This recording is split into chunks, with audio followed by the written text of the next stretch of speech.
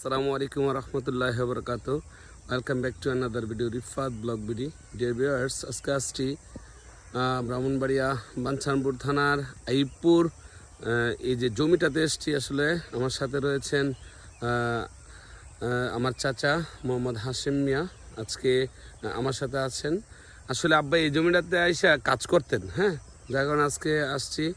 তো কাকাও আসছে, আসলে দেখতে আসছে। আব্বা আসলে মৃত্যুর কিছুদিন আগেও এখানে মরিচ ক্ষেত করে গেছেন, তারপর আলু ক্ষেত করছেন না ওইটা? আলু ক্ষেত করছেন। তো কাকাকে বলবো, কাকা কি কি ক্ষেত করছে এখানে একটু জোরে বলবো। এখানে আলু ক্ষেত করছে, তারপরে মরিচ করছে, মরিচের সাথে রসুন আছে। রসুন আছে, এই যে রসুন ক্ষেত কি সুন্দর করে হ্যাঁ করে দিয়ে গেছে। এই রসুন ক্ষেত যদি আমি আপনাদেরকে ধরে দেখুন, রসুনের যে চারা কত সুন্দর করে ক্ষেতটা করে গেছে এদিকে, হ্যাঁ, এদিক দিয়ে মনে করেন অনেক কিছু আরো, ঠিক আছে। তো আমার বাপ চাচারা হচ্ছে মূলত 4 ভাই, এর মধ্যে এক ভাই সৈয়দর অ্যাক্সিডেন্টে মারা গিয়েছে।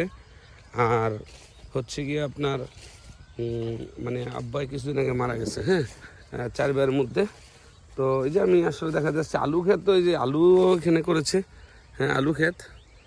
মারা যাওয়ার কিছুদিন আগে আলু যে ক্ষেতগুলো এগুলো লাগাই দিয়ে গেছে।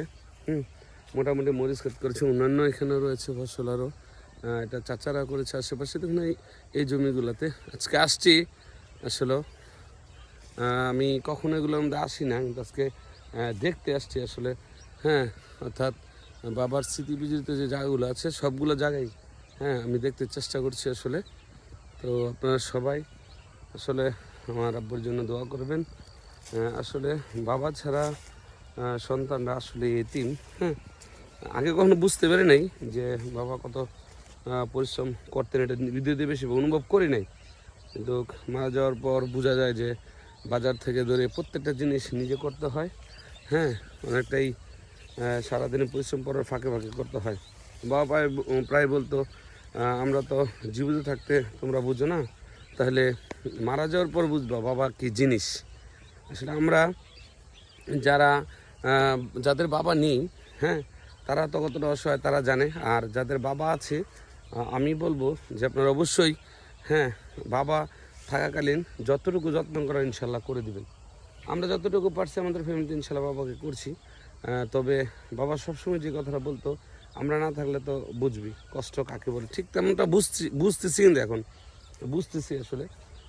তো আপনারা সবাই আমার বাবার জন্য দোয়া করবেন। আর সবাই পৃথিবীতে যার যার বাবা বেঁচে আছে করে দিবেন, হ্যাঁ। বাপ মাকে করলে আল্লাহ পাক অনেক খুশি হন অবশ্যই, হ্যাঁ।